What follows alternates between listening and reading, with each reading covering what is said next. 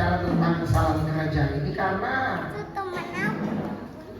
saya rindu agar supaya kehidupan kita benar-benar tertanam bahwa kita ini adalah warga kerajaan Allah. Katakan amin. Katakan sama-sama, saya warga kerajaan Allah. Sekali lagi, saya warga kerajaan Allah. Katakan, saya bukan warga kerajaan setan. Karena hanya ada dua kerajaan, kerajaan Allah dan kerajaan setan. Udah, itu saja. Jadi kalau seandainya saya katakan salam kerajaan, taruh dalam pikiran, oh iya, saya ini warga kerajaan Allah. Karena Yesus membawa hidupnya bagi saya dan saudara supaya kita menjadi warga kerajaan Allah. Katakan amin. Katakan yes. Dan Yesus rindu agar supaya kehidupan kita hari demi hari kita harus ditransformasi. Hari demi hari kita harus diubahkan. Nah, saya rindu. Dan tadi saya waktu anak-anak lagi sekolah minggu, saya sampaikan ke gembala, tolong supaya anak-anak ini diajarkan lagu generasi, finishing generation. Kenapa? Karena ini menjadi tema besar kita. Karena ini menjadi apa? Garis besar kita sepanjang tahun ini. Dan saya tunggu setiap tahun kita ada selalu peningkatan. Untuk tahun ini kita temanya The Coming Generation, generasi yang akan datang. Dan program kita untuk tahun ini yaitu kita mau agar supaya anak-anak kita mereka dibawa untuk menjadi generasi yang akan datang itu. Generasi yang akan datang yaitu generasi penyelesai dalam firman Tuhan. Menjadi finishing generation. Jadi bukan lagi generasi masa lalu, no, tetapi menjadi generasi masa depan. Dan bukan hanya anak-anak, saya rindu bagi seluruh jemaat Tuhan, kita pun diproyeksikan untuk menjadi generasi masa depan. Generasi yang akan datang, yang di dalam Roma 8 ayat 19, selalu saya ulang ayat ini.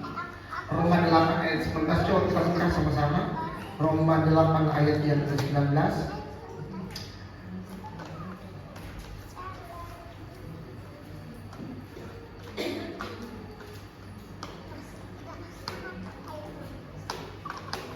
Firman Tuhan berkata apa di sana? Kita baca sama-sama. 1, 2, 3. Sebab dengan sangat rindu seluruh makhluk menantikan saat anak-anak Allah dinyatakan. Siapa anak-anak Allah itu? Adalah mereka generasi yang akan datang itu, yang dirindukan, yaitu generasi yang dewasa. Anak-anak Allah ini dalam terjemahan aslinya memakai kata huios, yang artinya anak-anak Allah yang dewasa, yang dinantikan. Memang ada orang yang menantikan anak-anak kecil, ada orang-orang tua yang rindu, oh saya rindu dapat anak kecil, dapat anak gitu. Mereka menantikan. Tetapi untuk bisa men-take over setiap domain yang ada dalam kehidupan kita, untuk bisa mengalahkan, untuk bisa mengambil alih setiap tantangan, masalah, ujian yang ada datang dalam hidup kita, yang kita butuhkan bukan anak-anak kecil seperti ini, tetapi yang kita butuhkan adalah anak-anak Allah yang dewasa. Sama-sama katakan, anak-anak Allah yang dewasa. Belum semua, anak-anak Allah yang dewasa. Itulah yang dinantikan oleh seluruh makhluk. Sama-sama, saya dinantikan oleh seluruh makhluk. Belum semua, saya dinantikan oleh seluruh makhluk. Makanya saya harus dewasa. Katakan yes. Engkau harus menjadi dewasa karena kita dinantikan oleh seluruh makhluk. Terima kasih sayangku. Ya. Saudara siap dengan firman Tuhan? Amin. Itu tadi intermezzonya saja, saudara. Mari saya ingin kita membaca satu kebenaran firman Tuhan. Tuhan.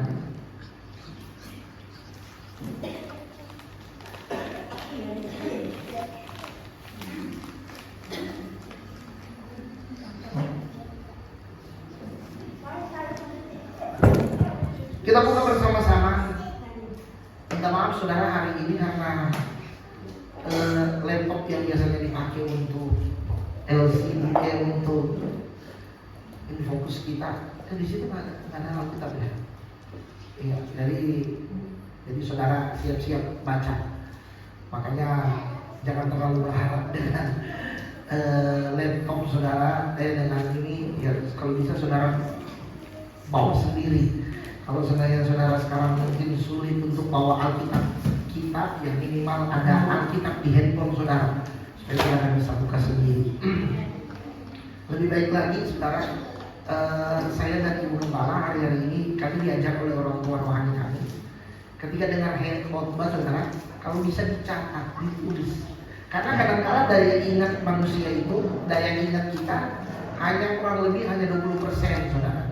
Tetapi kalau kita catat, dengan kita mencatat khotbah saudara, dengan saudara kan pasti waktu saya khotbah saudara kan lihat saya. Jadi waktu saudara melihat saya dan saudara mencatat, wah itu lebih masuk saudara. Karena otak manusia dia bekerja, dia berpikir, sehingga jangan kaget saudara ketika di tulisan saudara mungkin melebihi apa yang saya ucapkan lewat khotbah. Karena saya pun mengalami hal itu. Ketika saya mendengar papa rohani saya atau mama rohani saya, mereka berkhotbah dan kemudian saya mencatat, saudara. Lebih baik katanya mencatat dengan tangan. Karena kalau kita ketik begini, walaupun memang sekarang dipermudah mengetik, saudara, tapi kalau kita catat pakai tangan, saudara, itu lebih cepat. Dan kemudian ada kadang-kala kosakata yang kadang-kala hanya kita yang tahu kan. Dan kalau seandainya kita catat di handphone kan dia harus tepat, nggak bisa istilahnya mungkin bisa disingkat tetapi agak sulit lah. Tapi kalau seandainya dicatat dengan tangan, nah itu katanya otak cara berpikir manusia akan lebih bekerja, dan orang saudara tidak akan cepat pikun dia walaupun dia sudah usia 60-70 tahun. Nah, banyak orang-orang tua kadang-kala ya karena tidak membiasakan berpikir sehingga akhirnya menjadi pikun. Nah, jadi ya saya memberikan saudara saran. Kalau saudara ingin supaya hidup saudara ada perubahan, saudara ingin ada kemajuan, nah, catatlah khotbah saudara, supaya saudara bukan hanya dengar pada hari ini. Nah, ini saudari Ina Marlina, dia kemarin menawarkan diri kepada saya. Bapak Ibu Gembala minta izin. Saya bilang, kenapa Ina? Kan saya kan ya adalah elektronik handphone yang biasa dipakai di kantor untuk dia karena kerjanya di persemayan di sana kan, jadi mereka harus video dan segala macam. Dia bilang boleh nggak kita bikin YouTube gereja. Jadi nanti khotbah Bapak Gembala saya rekam dan kemudian nanti akan dimasukin ke YouTube supaya ini keinginan yang luar biasa, supaya kalau jemaat umpama mereka ingin dengar khotbah Bapak lagi, mereka tinggal buka YouTube gereja partai saya juga belum buka kayaknya. Eskatos ya. Nanti minggu depan dicatat di itu biar supaya jemaat. Kalau Facebook kan sudah ada, cuma Facebooknya saya yang pegang. Itunya sekarang Ibu Gembala udah pegang Facebook GPDI Eskatos. Karena dulu saya pegang, saya juga banyak kegiatan saudara, jadi kadang-kadang saya lupa. Kata Ibu Gembala, kamu Bapak Gembala ini pegang-pegang akun Facebook GPDI Eskatos tapi nggak ada isinya katanya. Jadi kalau saya bikin status di di akun saya di nama saya cuma tag aja GPDS Katos supaya dia keluar di GPDS Katos. Tapi kata Ibu Gembala, jangan dong, harusnya GPDS Katos dia GPDS Katos, kegiatan kamu ya kegiatan kamu gitu saya bilang. Nah saya saudara kalau udah pegang dua ya memang beda saudara. Kalau laki-laki dan perempuan, kalau perempuan itu multitasking katanya. Kalau laki-laki kalau udah pegang satu udah itu aja yang dia kerjakan, nggak bisa yang lain. Cuma pokoknya fokusnya cuma satu aja. Jadi one touch saja cuma satu yang boleh dipegang. Tapi kalau perempuan, makanya saya mau katakan perempuan-perempuan di sini hebat-hebat. Ibu-ibu bilang saya hebat. Yang perempuan bilang saya itu hebat. Saya itu hebat. Iya. Kenapa saya bilang perempuan itu hebat? Bayangin aja, mereka bisa sambil gendong anak, bisa sambil masak. Dia taruh handphone bisa sambil dia tiktokan juga. Kalau saya, jadi bisa. Ya kalau bapak-bapak kalau dia kerjain satu, ya udah satu aja yang dia kerjain. Tapi kalau ibu-ibu, wah dia bisa kerja, dia bisa kerjakan dalam jam yang sama, bisa berapa pekerjaan dia kerjakan. Jadi ibu-ibu hebat-hebat. Amin, amin. Haleluya. Sambil pegang handphone, nyatat. Kalau bisa kaki juga kerja, wah bisa tuh. Iya benar saudara. Karena saya suka lihat Ibu Gembala, kadang-kadang dia kalau misalnya bikin tugas atau apa, semua kayak saya lihat ini udah kayak robot ini, semua bisa bergerak. Nah kalau laki-laki ya udah mau potong kayu, mau apa, cuma satu yang bisa dikerjakan. Jadi one touch aja. Tapi kalau perempuan multitasking katanya, luar biasa. Yang di sampingnya ada ibu-ibu bilang kamu hebat. Haleluya. 1 Petrus berapa tadi saya suruh buka tadi, lupa saya. 1 Petrus pasal 2, coba kita baca. 1 Petrus pasalnya yang kedua ayatnya yang ke-9. 1 Petrus pasal 2 ayat yang ke-9.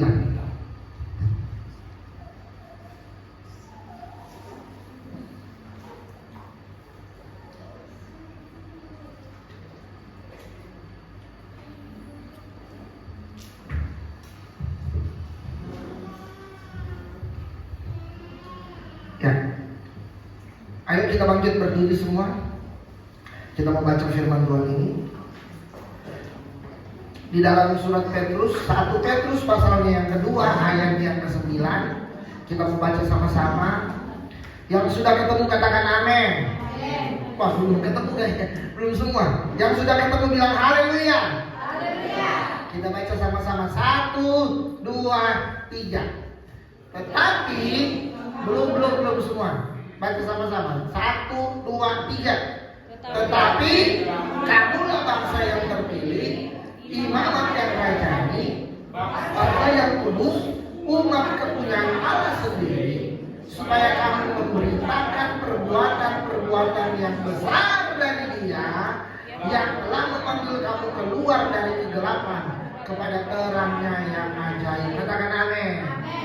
Haleluya. Silakan duduk, Tuhan Yesus memberkati.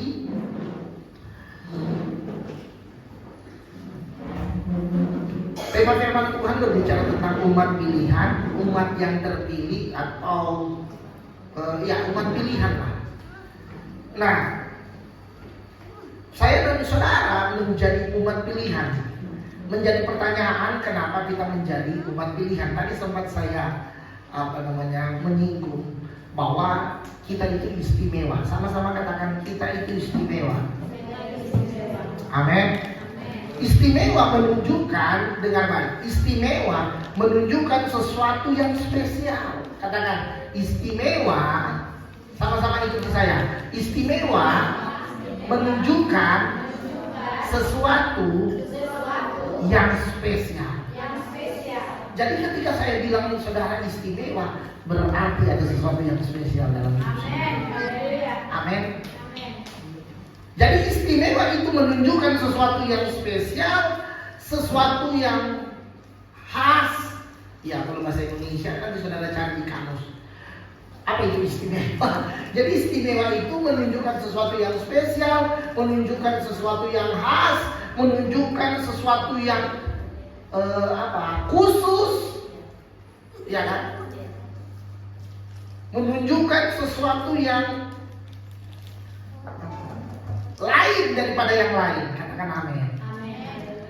Jadi ada berapa tadi? Bicara tentang istimewa, berbicara tentang sesuatu yang spesial atau khusus atau apa tadi? Khas, kemudian lain daripada yang lain. Katakan amin. Jadi, dan firman Tuhan berkata, setiap kita itu istimewa.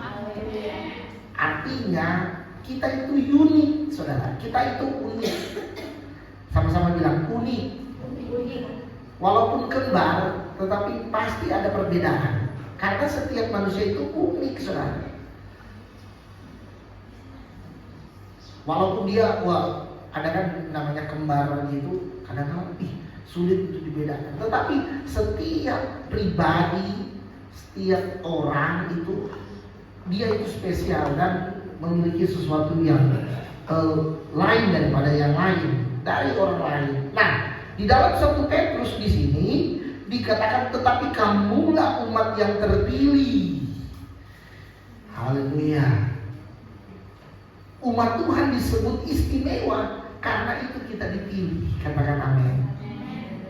Jadi kalau seandainya saya dan saudara dipilih oleh Tuhan, itu karena kita istimewa. Coba kita buka bersama-sama dalam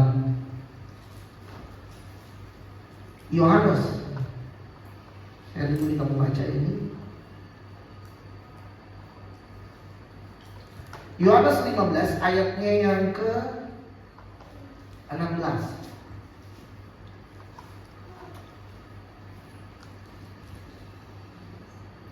Yohanes 15 ayatnya yang ke 16.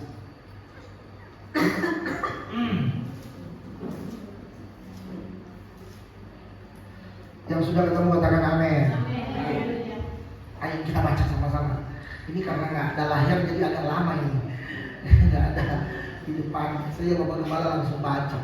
Ayat 1, 2, 3. Bukan kamu yang memilih aku, tetapi akulah yang memilih kamu, dan aku telah menetapkan kamu supaya kamu pergi dan menghasilkan buah, dan buahmu itu tetap, supaya apa yang kamu minta kepada Bapa dalam namaku diberikannya kepadamu. Katakan amin. Nah, luar biasa saudara. Jadi firman Tuhan katakan bahwa bukan kamu yang memilih aku, tetapi akulah yang memilih kamu. Wah, ini luar biasa saudara. Dari sekian banyak manusia di muka bumi ini saudara, kita dipilih oleh Tuhan. Ini sungguh istimewa. Dari sekian banyak, berapa manusia sekarang? 9 miliar. 9 miliar manusia. Saudara yang ada di tempat ini, saudara dipilih oleh Tuhan. Amin. Haleluya. Haleluya. Ini luar biasa. Dipilih oleh Tuhan itu luar biasa saudara. Nah, sekarang menjadi pertanyaan, apakah yang mendasari pilihan Tuhan atas kehidupan saya dan saudara? Apa yang mendasari mendasari Tuhan memilih kita? Ini harusnya jadi pertanyaan bagi kita, jadi pertanyaan besar. Apakah karena penampilan saya? Apakah karena penampilan saudara? Apakah karena saudara ganteng? Iya Pak Gembala, soalnya dari 5 perempuan 4 bilang saya ganteng. Nah, yang satu masih ada 1 ternyata yang bilang B, biasa saja. Tapi 4 bilang saya ganteng. Pak Gembala, dari 10 pria 5 bilang saya cantik. Yang 5 sangat cantik. Wah, luar biasa. Nah, firman Tuhan berkata, bukan kamu yang memilih aku, tetapi aku yang memilih kamu. Nah, pertanyaannya, apa dasar dari pilihan Tuhan atas kehidupan saya dan saudara? Apakah karena penampilan kita? Apakah karena kita ganteng, kita cantik secara face mungkin, atau mungkin tubuh kita? Apakah karena kita memang layak dipilih? Karena mungkin kita punya jabatan, kita punya pangkat, atau mungkin kita punya uang yang banyak. Nah, apa yang menjadi dasar pilihan Tuhan kemudian memilih kita, sehingga dia berkata, bukan kamu yang memilih aku, tetapi aku yang memilih kamu. Nah, jadi apa dasar yang membuat sehingga saya dan saudara layak dipilih oleh Tuhan? Jadi dari sekian banyak tadi yang saya sampaikan, apakah karena penampilan kita, apa karena harta kekayaan kita, jabatan kita, atau apapun yang mengikut di belakang kita, apakah karena itu? Jawabannya tidak semua itu. Tidak ada satupun yang didasarkan oleh hal-hal itu. Tetapi kalau saya dan saudara dipilih oleh Tuhan, nah pilihan Tuhan bagi kita semata-mata hanya oleh anugerah Tuhan. Bilang sama-sama dengan saya. Ayo ikuti. Saya dipilih Tuhan. Bukan karena kecantikan, kegantengan, harta saya, jabatan saya, tetapi semata-mata hanya anugerah Allah. Amin. Jadi Tuhan tidak lihat kehidupanmu, Tuhan tidak lihat hidupmu bagaimana kehidupan saudara, tetapi Dia memilih kita hanya karena anugerah-Nya. Dia memilih kita itu. Ada pujian bilang, semua hanya anugerah-Nya, diberikan yang baik pada kita. Jadi semua hanya anugerah Tuhan. Nah, Allah berfirman, coba kita lihat ada satu pembacaan firman Tuhan dalam Roma. Coba kita buka Roma pasalnya yang ke-9.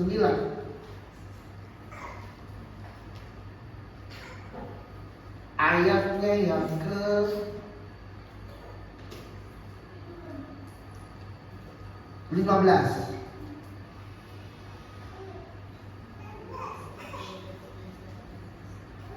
Sebab Ia berfirman kepada Musa, kita baca sama-sama, 2, 3.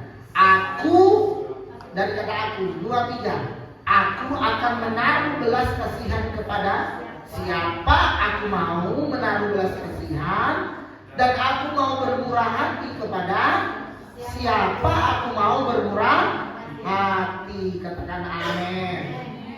Jadi lewat ayat ini kita menemukan bahwa Tuhan berhak memilih, Tuhan berhak mengasihi. Katakan yes. Dia yang berhak memilih, Dia yang berhak mengasihi siapa saja yang Ia kehendaki. Makanya saudara, gak semua orang pilihan Tuhan. Katakan amin. Kalau saudara ada di sini, nanti saudara adalah pilihan Tuhan. Karena ada banyak orang di luar sana, mereka tidak termasuk pilihan Tuhan. Makanya saudara bersyukur. Taruh dalam hidup saudara begini, Tuhan, saya bersyukur saya boleh mengenal Yesus. Amin. Karena di luar sana banyak orang juga yang bilang, dengar, mereka sudah dengar tentang Yesus, tapi mereka tidak mau ambil keputusan untuk terima Yesus. Amin. Kalau saudara sudah terima Yesus, saudara ada di tempat ini, saudara sudah terima Yesus, itu keputusan yang paling tepat dalam hidup. Kenapa? Karena tak semua orang dipilih. Siapa yang dipilih? Firman Tuhan, yang kuhendaki. Siapa yang kukasihi?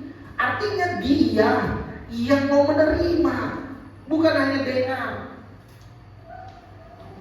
Ada perbedaan orang yang dengar tentang Yesus dan yang menerima Yesus. Waktu Yesus masuk ke Yeriko, Sakeus dia dengar tentang Yesus. Amin. Dia dengar tentang Yesus. Ayat itu berkata, dia berpikir orang seperti apa Yesus itu. Makanya karena dia sudah dengar, ada rasa ingin tahu. Nah, waktu dia rasa ingin tahu, dia naik. Dia karena badannya pendek, kalau kita bilang, dia naik ke pohon ara. Makanya dia lihat mana Yesus itu. Nah, di gerombolan itu banyak orang juga yang dengar tentang Yesus. Oh, ada Yesus yang mau datang. Tapi mereka juga ya cuma siapa sih. Tapi mereka tidak mau mengambil tindakan. Untuk apa? Menerima Yesus. Tapi Sakeus, dia langsung ketika dia melihat Yesus, dia langsung, wah, ternyata Yesus seperti itu. Seperti apa yang ku dengar. Makanya waktu Yesus berkata, Sakeus, hari ini aku mau menumpang di rumahmu. Kalau dia bukan pilihan, dia pasti menolak. Amin. Tapi Sakeus, dia menerima Yesus untuk masuk ke rumahnya. Waktu dia menerima Yesus, perubahan terjadi. Amin. Haleluya. Amin. Amin. Haleluya. Makanya orang yang menerima Yesus dahsyat hidupnya. Amin. Orang yang menerima Yesus hidupnya selalu diubahkan. Haleluya. Tapi lihat orang-orang yang cuma dengar tentang Yesus, yang cuma dengan muka sinis, dengan mata mengernyit, mereka bilang, ih, Bang Yesus nggak tahu ini orang berdosa. Nih, orang-orang yang siapa mereka? Siapa itu yang ngomong-ngomong itu? Ahli Taurat, orang Farisi. Nah, sekarang jadi pertanyaan, siapa itu ahli Taurat? Ahli Taurat adalah bicara ahli-ahli kitab. Halo? Ahli Taurat orang Farisi adalah bicara tentang orang-orang yang sudah tahu kitab suci. Hidup mereka, kehidupan agamawi mereka luar biasa. Tapi lihat, kalau engkau cuma hidup secara agamawi dan engkau tidak terima Yesus, keselamatan tidak ada padamu. Makanya jangan bangga dengan hidup keagamawian kita. Bahkan hari ini saya bilang, kalau engkau cuma datang di sini juga cuma agamawi, engkau tidak bedanya dengan ahli Taurat dan orang Farisi. Saya pernah saudara lagi ngobrol sama ada salah satu orang ketemulah di pinggir jalan. Bapak ini kalau ngomong, karena saya khotbah saudara, lancar sekali dia khotbah. Kemudian dia kalau ngomong firman, wih, tahulah pokoknya dia firman Tuhan. Cengesan juga dia kalau ngomong. Tapi kehidupannya nggak melakukan firman Tuhan. Setiap kali dia ngomong dia bilang begini, Pak, benar kan firman Tuhan tulis begini? Dia bacainlah ayat itu. Nggak, dia hafalin. Ini hafal. Ngapalin gue dahsyat saudara. Ngapalin ayat firman. Saya yakin saudara di sini belum tentu ngapalin 10 ayat, belum tentu ada. Ada di sini. Saya kasih hadiah deh. Ada di sini 10 ayat yang bisa ngapalin. Ada? Nah, Bapak ini yang ngomong sama saya, wih, banyak sekali ayatnya yang dia hafal. Ini firman Tuhan bilang begini, wih, titik komanya dia tahu. Tapi Tuhan kasih hikmat, Roh Kudus kasih hikmat ke saya. Saya cuma tanya, terus dari firman yang Bapak sampaikan itu ke saya, sudah Bapak lakukan? Nah, itu Bapak Pendeta. Nah, itunya itu. Kadang-kadang kita tahu banyak firman, tapi melakukannya itu kadang-kadang. Jadi firman hanya mengisi otak kita. Padahal kita tahu kenapa Sakeus kemudian hidupnya diubahkan. Karena Yesus bukan hanya dimasukin di otak. Yesus siapa? Firman kan? Pada mulanya adalah firman, firman itu menjadi manusia. Yesus adalah sang firman. Tapi Yesus bukan hanya dimasukin di otak, tapi dia masukin ke dalam hati. Dia masukin ke dalam hidupnya. Ketika Yesus dimasukin dalam hidupnya, hidup Sakeus diubahkan Tuhan. Bahkan Yesus bilang begini, pada hari ini Yesus yang sendiri yang ngomong. Pada hari ini keselamatan terjadi atas orang ini. Orang-orang Farisi, orang ahli Taurat gak setuju, mereka gak terima. Kenapa? Karena mereka tahu bahwa Sakeus itu kepala pemungut cukai.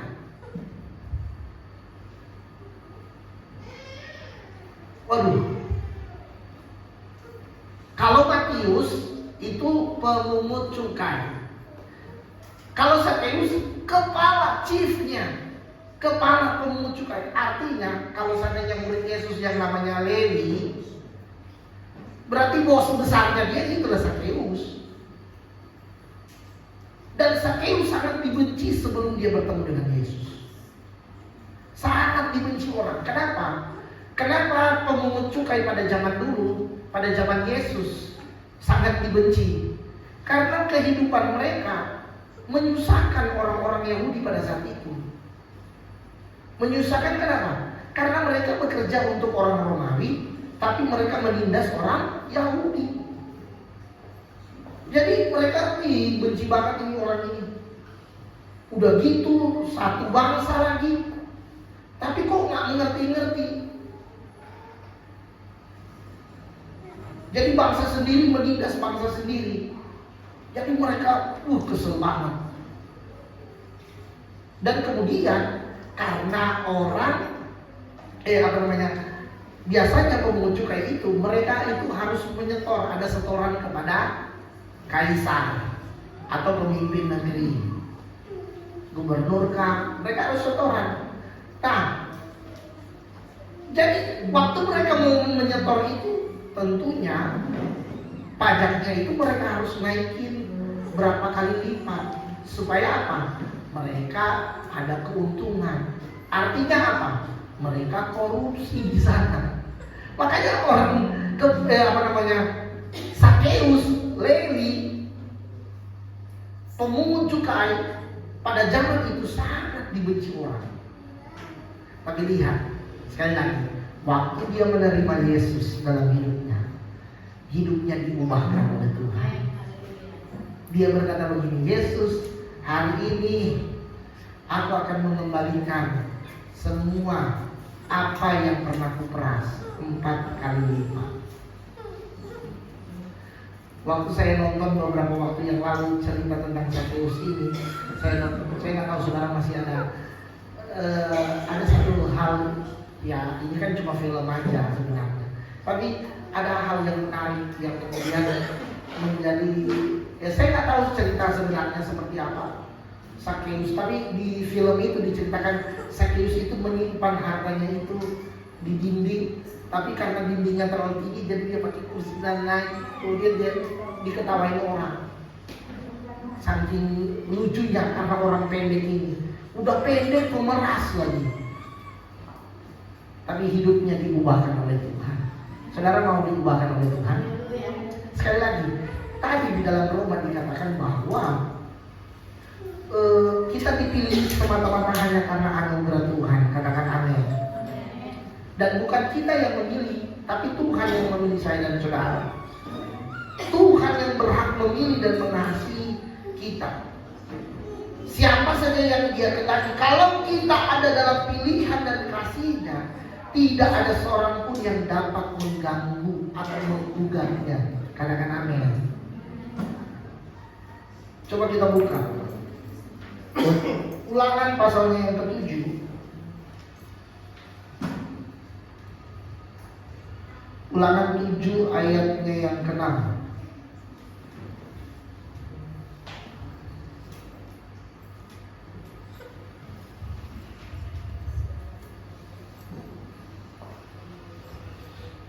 Ulangan 7 ayat 6 sampai ayat yang ke-8.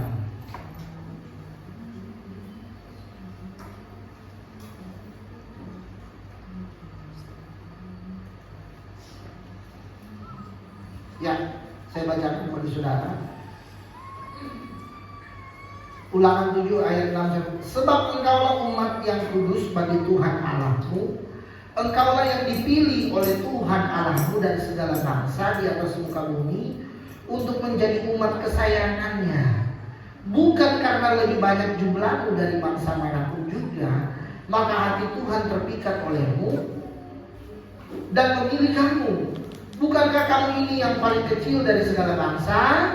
Ayat 8. Tetapi karena Tuhan mengasihi kamu dan memegang sumpahnya yang telah diikrarkannya kepada nenek moyangmu, maka Tuhan telah membawa kamu keluar dengan tangan yang kuat dan menebus engkau dari rumah perbudakan, dari tangan Firaun, raja Mesir. Saya bacakan kepada saudara dalam terjemahan yang lain, dalam bahasa Indonesia sehari-hari. Firman Tuhan berkata begini: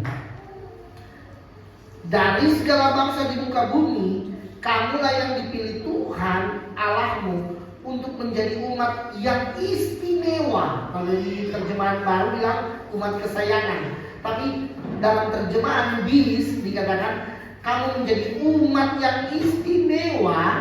Kamu dicintai dan dipilih Tuhan bukan karena kamu lebih besar dari bangsa-bangsa lain. Sesungguhnya kamu adalah bangsa yang paling kecil di muka bumi, tetapi Tuhan memilih kamu karena Ia mengasihi kamu dan ingin menepati janji yang dibuatnya dengan nenek moyang. Katakan amin. Nah, jadi sekali lagi, Tuhan yang memilih kita. Katakan amin. Kenapa? Karena kita di mata Tuhan istimewa. Sekali lagi, kalau engkau ada di hari ini, engkau percaya kepada Yesus, engkau masuk dalam pilihan Tuhan. Amin. Makanya bangun kesadaran saudara bahwa Yesus ada dalam hidupmu, supaya engkau menjadi pilihannya. Kalau engkau tidak percaya Yesus, maka engkau tidak masuk dalam daftar pilihan Tuhan. Nah, sekarang kita masuk ke dalam poin selanjutnya. Apa tujuan sebenarnya Tuhan memilih kita? Coba kita buka bersama-sama dalam Efesus pasalnya yang pertama, Efesus 1 ayatnya yang ke-11. Efesus 1 ayatnya yang ke-11.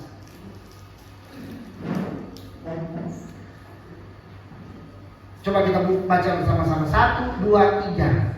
Aku katakan di dalam Kristus, karena di dalam Dialah kami mendapat bagian yang dijanjikan. Kami yang dari semula ditentukan untuk menerima bagian itu sesuai dengan maksud Allah yang di dalam segala sesuatu bekerja menurut keputusan kehendaknya. Saya bacakan dalam terjemahan yang lain, saudara. Dikatakan begini: Allah melakukan segala sesuatu menurut rencananya dan keputusannya sendiri. Sejak semula Ia sudah merencanakan untuk memilih kita sebagai umatnya.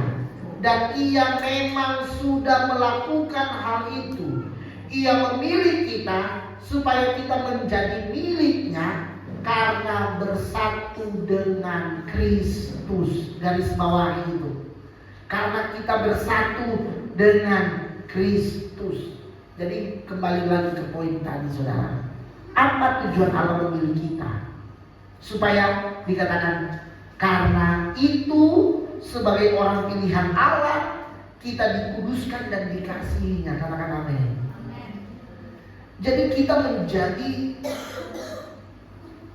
dikatakan di sana, Ia memilih kita supaya kita menjadi miliknya karena bersatu dengan Kristus. Jadi tujuan Allah memilih kita supaya kita bersatu dengan Kristus. Katakan amin. Ini yang kadang-kadang tidak dibukakan bagi banyak orang. Gereja-gereja hari ini hanya bicara tentang berkat. Padahal firman Tuhan, tujuan Yesus datang, tujuan Yesus menebus kita, tujuan Yesus menyelamatkan kita, tujuan Yesus memilih saya dan saudara. Supaya apa? Kita bersatu dengan Dia. Katakan amin. Makanya Efesus 1 ayat 11 bilang dalam terjemahan BSD dikatakan bahwa supaya kita ada kesatuan dengan Kristus. Ini maksudnya apa sih, saudara? Saya ingin saudara tangkap ini. Apa yang kami sampaikan hari-hari ini, saudara? Karena Tuhan mau supaya bersatu dengan Kristus. Dengan kata lain, Tuhan mau kita menjadi segambar dan serupa dengan Dia. Katakan amin. Kan itu yang selalu yang menjadi inti khotbah kami saudara hari-hari ini. Supaya apa? Kita menjadi serupa dan segambar dengan Yesus. Karena kalau kita menjadi serupa dan segambar dengan Yesus, apa yang Bapa punya, anak punya. Amin. Lah kalau anak ada dalam kita, apa yang Bapa punya menjadi milik saya dan saudara. Makanya saya selalu bilang salam kerajaan. Kenapa? Karena kerajaan itu akan diberikan kepada anak, saudara. Nah kalau kita jadi anak-anak Allah, kan tadi sudah kita baca Roma 8 tadi ayat 19. Kita dinantikan oleh seluruh makhluk kalau kita menjadi anak-anak Allah. Nah makanya kita harus menjadi apa? Serupa dan segambar dengan Yesus Kristus. Christ in me, Kristus ada di dalam saya. Christ in you, Kristus ada di dalam kamu. Itu kata firman Tuhan. Jadi itu tujuan Allah memilih kita.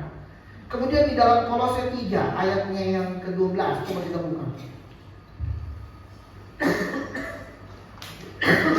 Kolose 3 ayatnya yang ke-12. Sampai ayat 13 saja.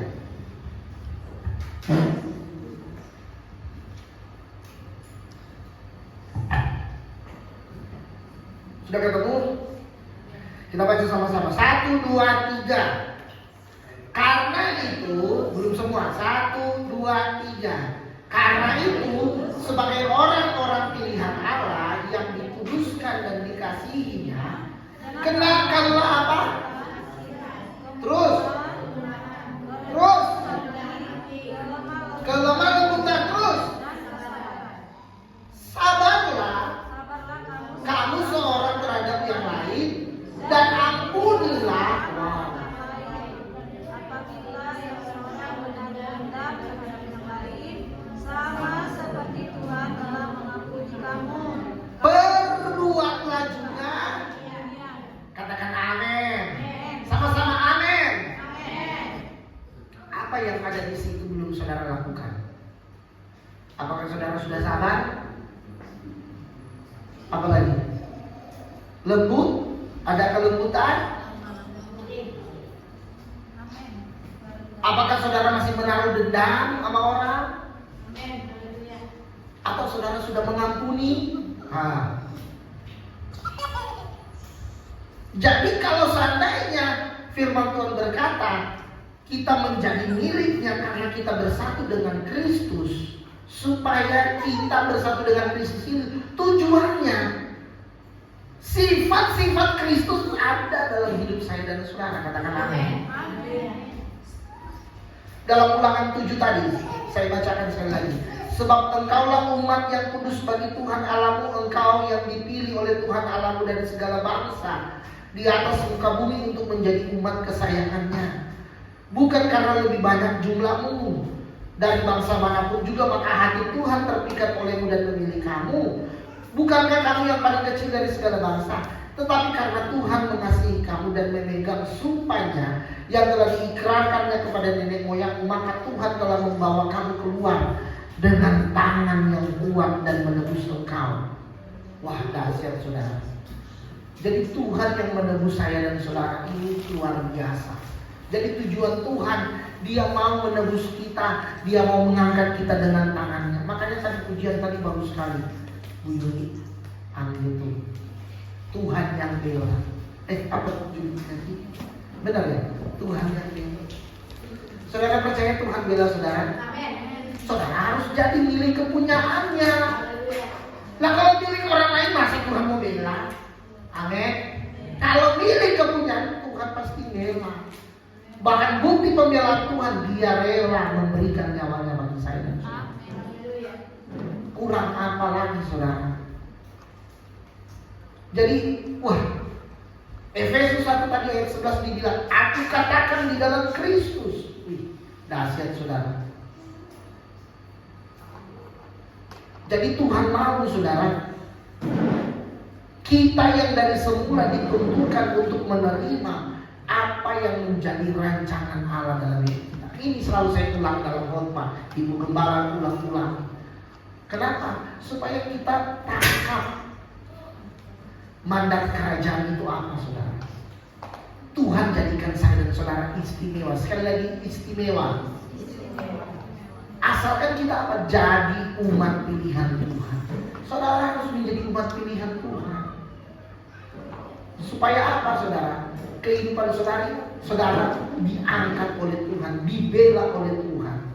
Makanya persiapkan dirimu supaya engkau menjadi the coming generation itu. Generasi yang akan datang itu dahsyat, saudara. Katakan amin. Hidup baru dengan hati yang baru dan mengenakan,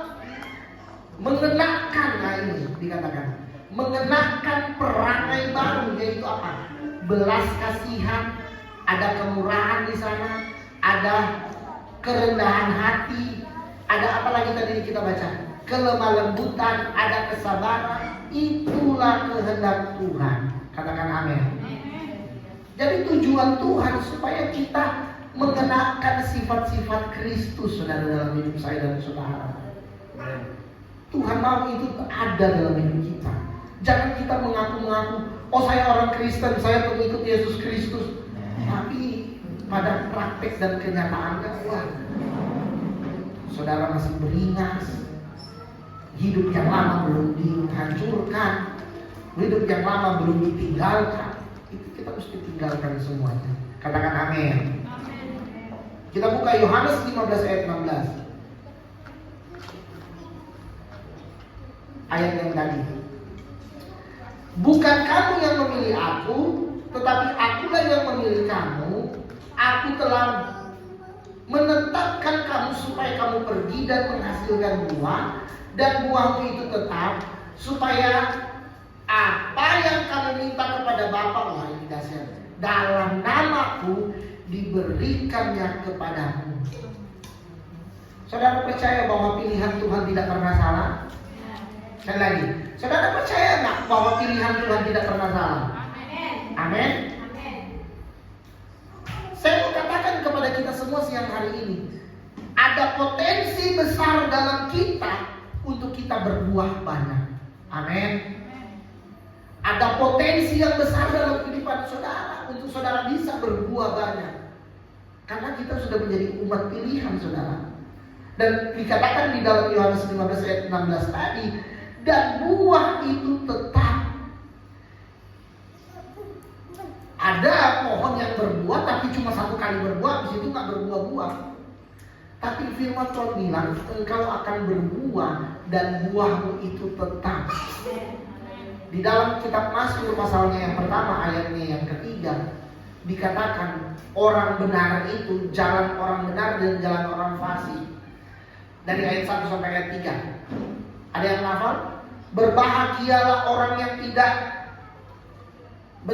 berjalan menurut nasihat orang fasik, orang yang tidak berdiri di jalan-jalan orang berdosa, yang tidak duduk dalam kumpulan pencemooh, tetapi yang kesukaannya ialah Taurat Tuhan, yang merenungkan Taurat itu siang dan malam.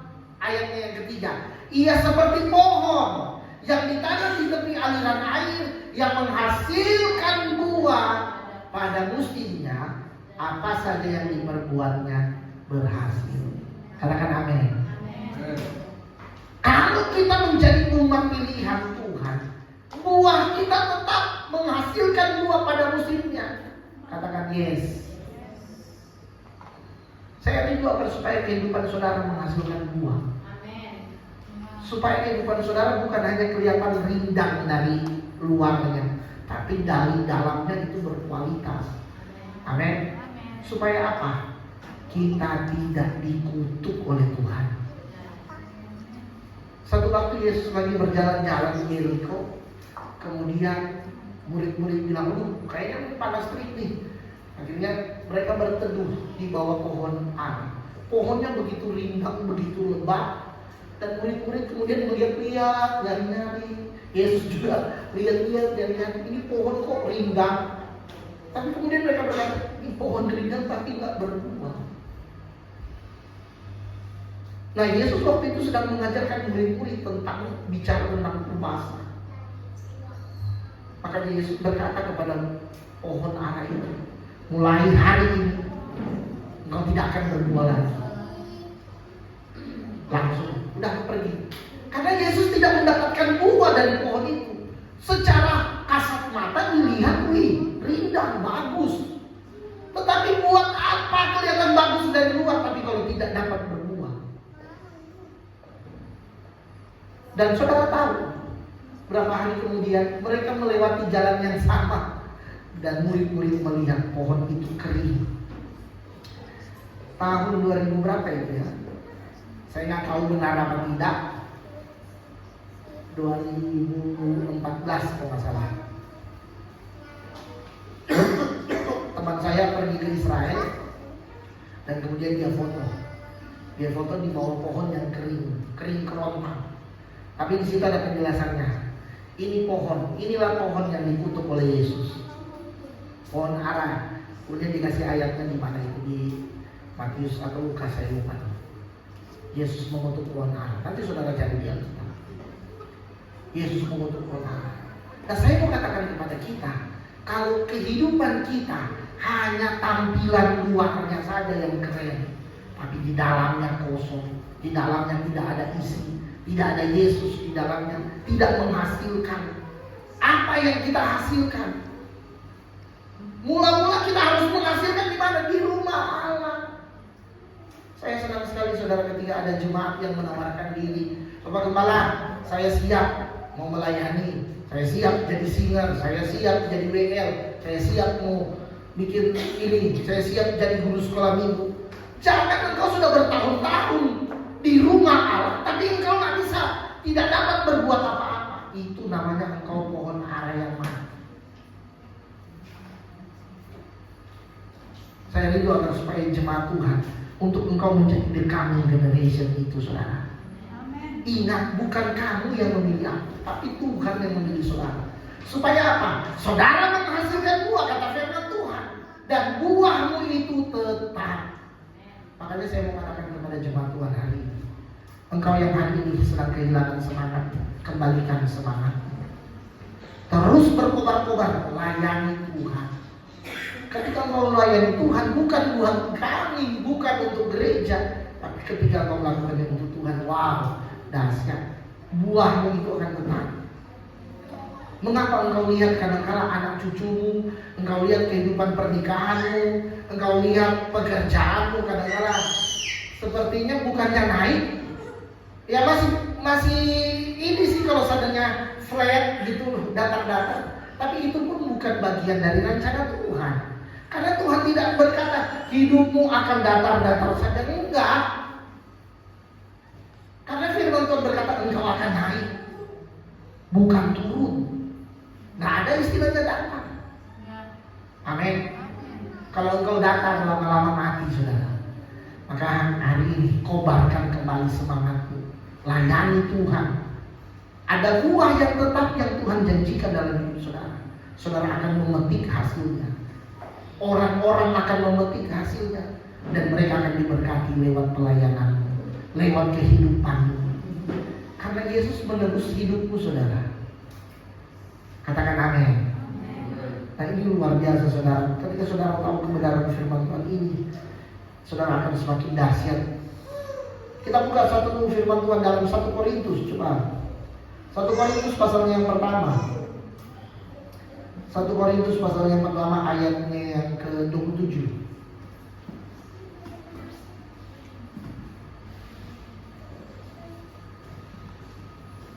Firman Tuhan berkata apa di sana? 1 Korintus 1 ayat 27 sampai ayat 29. 1 Korintus 1 ayat 27 29. Yang sudah ketemu katakan amin. 1, kita baca sama-sama. 1, 2, 3. Tetapi belum semua, sekali lagi. 1, 2, 3. Tetapi apa yang bodoh bagi dunia dipilih Allah untuk memalukan orang-orang yang beriman, dan apa yang lemah bagi dunia dipilih Allah untuk memalukan apa yang kuat, dan apa yang tidak terpandang dan yang hina bagi dunia dipilih Allah bahkan apa yang tidak berarti. Dipilih Allah untuk meniadakan apa yang berarti, supaya jangan ada seorang manusia pun yang memegahkan diri di hadapan Tuhan. Katakan amin. Saya bacakan saudara dalam terjemahan lain, bagus saudara.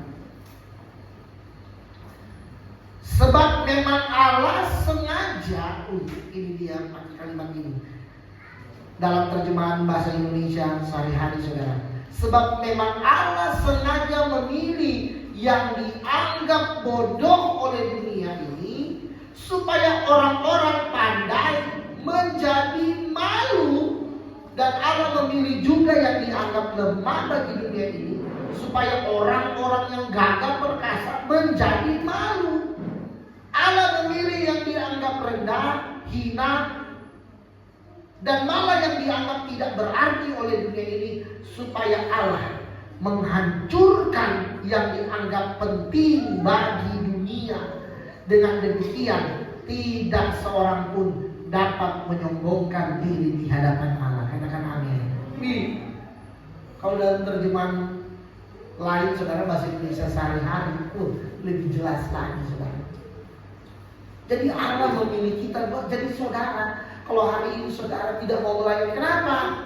Soalnya saya nggak bisa nyanyi. Tapi engkau di luar sana nyanyi di karaoke.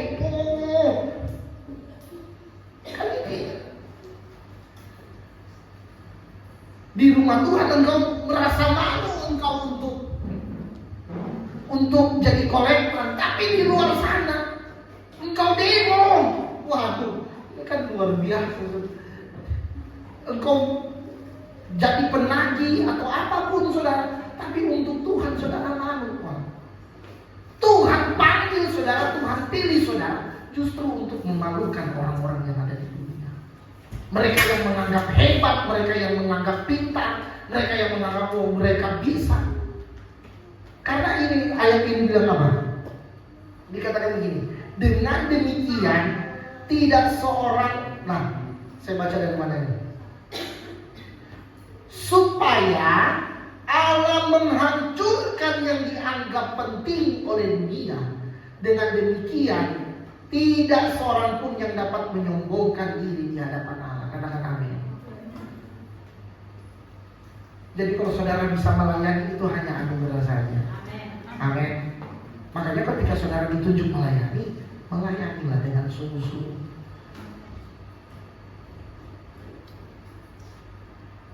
Yang jadi WL juga tadinya, saya ingat dulu Bu Yuni waktu jadi WL, saya masih ingat dulu Bu Yuni pertama jadi WL. Ditulis saudara kata per kata, benar ya Bu Yuni? Selamat pagi ditulis, selamat pagi, shalom, kita akan memuji Tuhan. Jadi kalau saudara waktu itu di zaman itu tahun 2007 kalau nggak salah, 2000 berapa Bu Yuni? 2007. Ibadah kita kaku banget. Karena ya kalau soalnya kayak gereja lain yang dibaca saudara.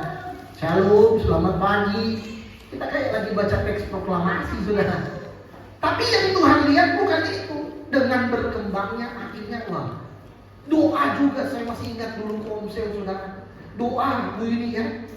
Kita doa gimana? Ditulis doa pembukaan, tulis.